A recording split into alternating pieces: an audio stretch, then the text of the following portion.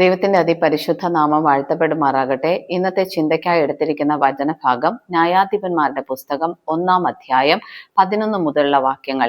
ഈ ഭാഗം വായിക്കുമ്പോൾ, ന്യായാധിപന്മാരുടെ പുസ്തകം 1-ാം അധ്യായം 1-ാം വാക്യം മുതൽ വായിക്കുമ്പോൾ, കനാൻ ദേശത്തെത്തിയ ഇസ്രായേൽ ജനം യോശുവയുടെ മരണശേഷം യഹൂദയുടെ നേതൃത്വത്തിൽ കനാൻ ദേശത്ത്, വാഗ്ദത്ത ദേശത്ത് വസിക്കുന്ന കനാന്യരെയും പെരിസ്യരെയും ഒക്കെ തോൽപ്പിച്ച് ദേശം കൈയടക്കുവാനായിട്ട്, യുദ്ധം ചെയ്യുവാൻ പുറപ്പെടുന്നതായിട്ട് നമുക്ക് കാണുവാനായിട്ട് സാധിക്കും.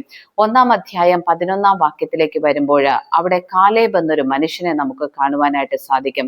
ഈ മനുഷ്യൻ ഒരു തീരുമാനം എടുക്കുകയാണ്.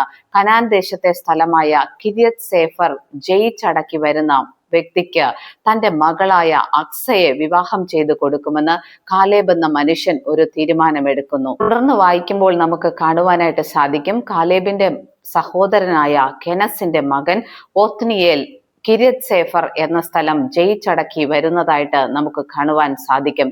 ഒത്നിയേലിന് കാലേബ് തന്റെ മകളായ അക്സയെ വിവാഹം ചെയ്തു കൊടുക്കും. കാലേബ് വളരെ പരിജ്ഞാനമുള്ള, ദൈവത്തോട് സ്നേഹമുള്ള ഒരു വ്യക്തിയായിരുന്നു. അതുകൊണ്ടാണ് ഒരു ശത്രുവിന്റെ കയ്യിൽ നിന്ന് ദേശം പിടിച്ചെടുത്തു വരുന്ന വ്യക്തിക്ക് തന്റെ മകളെ വിവാഹം ചെയ്തു കൊടുക്കുവാനായിട്ട് തീരുമാനിക്കുന്നത്. നമ്മുടെ കാലഘട്ടത്തിൽ നമ്മൾ മക്കളുടെ ഭാവി സുരക്ഷിതമാക്കുവാനായിട്ട് ഏറ്റവും നല്ല സാമ്പത്തികമുള്ള വ്യക്തികളെ തിരഞ്ഞെടുക്കുവാനായിട്ട് ആഗ്രഹിക്കുമ്പോൾ, ഇവിടെ കാലേബ് ആഗ്രഹിക്കുന്നത് ദൈവം വാഗ്ദത്തം ചെയ്ത് തന്ന ദേശത്തു നിന്ന് ശത്രുവിനെ, സാത്താനെ പുറത്താക്കി ദേശം സ്വന്തമാക്കുന്ന ഒരു വ്യക്തിക്ക് തന്റെ മകളെ കൊടുക്കും എന്ന പരിജ്ഞാനമുള്ള, വിവേകമുള്ള ഒരു തീരുമാനം എടുക്കുന്നതായിട്ട് നമുക്ക് കാണുവാനായിട്ട് സാധിക്കും. കാലേബ് എന്ന അപ്പനെ പോലെ തന്നെ മകളായ അക്സയും പരിജ്ഞാനവും വിവേകവുമുള്ള മകളായിരുന്നു. അവൾ ഒത്നിയേലിന്റെ ഭാര്യയായി കഴിഞ്ഞ ശേഷം അവൾ തന്റെ ഭർത്താവിനെ ഉത്സാഹിപ്പിക്കുന്നതായിട്ട് കാണുവാൻ സാധിക്കും. തന്റെ ഭർത്താവിനോട് അക്സ പറയുകയാണ്, തന്റെ അപ്പനോട് ഒരു വയൽ പ്രദേശം അവകാശമായി ചോദിക്കുവാനായിട്ട് ഈ പെൺകുട്ടി തന്റെ ഭർത്താവിനെ ഉത്സാഹിപ്പിക്കുന്നതായിട്ട് നമുക്ക് കാണുവാനായിട്ട് സാധിക്കും. പുതിയ നിയമ വിശ്വാസികളായ നമുക്ക് മാതൃകയാക്കാൻ പറ്റിയ ഒരു പെൺകുട്ടിയാണ് അക്സ. അവൾ കുടുംബജീവിതത്തിൽ പ്രവേശിച്ച ഉടൻ തന്നെ തന്റെ ഭർത്താവിനെ ഒരു വയൽ പ്രദേശം അവകാശമായി ചോദിക്കുവാനായിട്ട് ഉത്സാഹിപ്പിക്കുന്നു.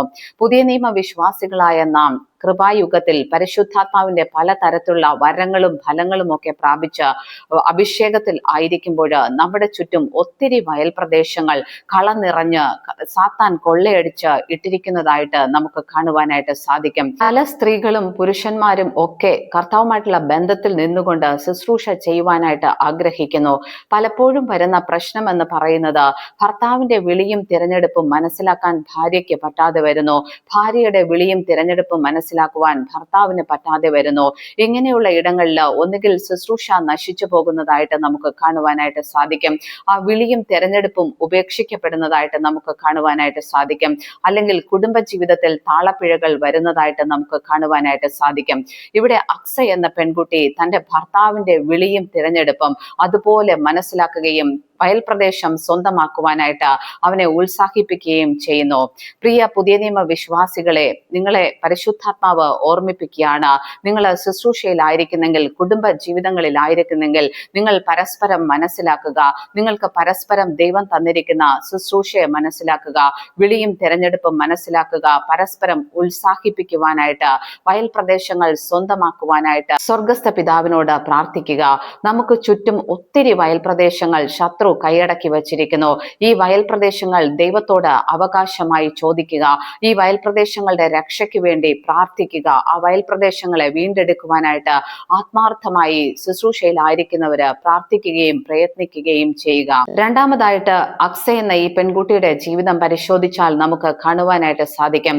അവൾ ഭർത്താവിനെ വയൽ പ്രദേശം സ്വന്തമാക്കുവാൻ ഉത്സാഹിപ്പിക്കുന്നതോടൊപ്പം തന്നെ അവൾ തന്റെ അപ്പനോട് നീരുറവകളെ അവകാശമായി ചോദിക്കുന്നു. തെക്കേ ദേശത്തേക്കാണല്ലോ ഞാൻ കടന്നു പോകുന്നത്, അവിടെ എനിക്ക് ചില നീരുറവകൾ അവകാശമായി തരാമോ എന്ന് അപ്പനോട് ആലോചന ചോദിക്കുന്നതായിട്ട് നമുക്ക് കാണുവാനായിട്ട് സാധിക്കും.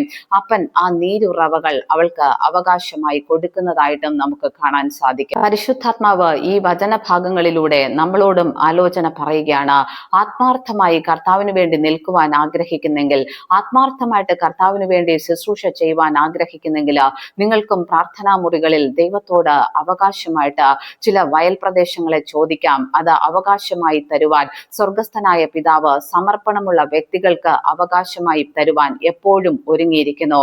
അത് അവകാശം പറഞ്ഞു വാങ്ങിച്ചാൽ മാത്രം പോരാ, അവിടെ പരിശുദ്ധാത്മാവിന്റെ നീരുറവകളെ തുറന്നു തരുവാനായിട്ട് നമുക്ക് സ്വർഗസ്ഥനായ പിതാവിനോട് അപേക്ഷിക്കാം.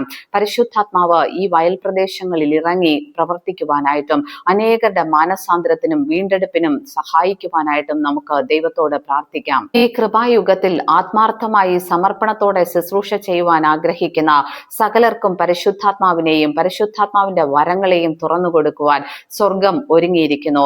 നമുക്കും ഈ അക്സ എന്ന പെൺകുട്ടിയെ പോലെ, ഒത്നിയേൽ എന്ന മനുഷ്യനെ പോലെ ആത്മാർത്ഥമായിട്ട് ദൈവരാജ്യത്തിനു വേണ്ടി പ്രവർത്തിക്കുവാനായിട്ട് ശ്രമിക്കാം. നമ്മുടെ ചുറ്റുമുള്ള വയൽ പ്രദേശങ്ങളിൽ നിന്ന് ശത്രുവിനെ ഓടിച്ചു കളഞ്ഞിട്ട് ആ വയൽ പ്രദേശങ്ങൾ കർത്താവിന് സ്വന്തമാക്കുവാനായിട്ട്, കർത്താവിന് വരവിന് വേണ്ടി ഒരുക്കുവാനായിട്ട് നമുക്ക് ആത്മാർത്ഥമായിട്ട് ശ്രമിക്കാം. അതിന് ദൈവത്തിന്റെ പരിശുദ്ധാത്മാവ് നമ്മെ സഹായിക്കട്ടെ എന്ന് പ്രാർത്ഥിക്കുന്നു. ദൈവം നമ്മെ ഏവരെയും അനുഗ്രഹിക്കുമാറാകട്ടെ. ആമേൻ.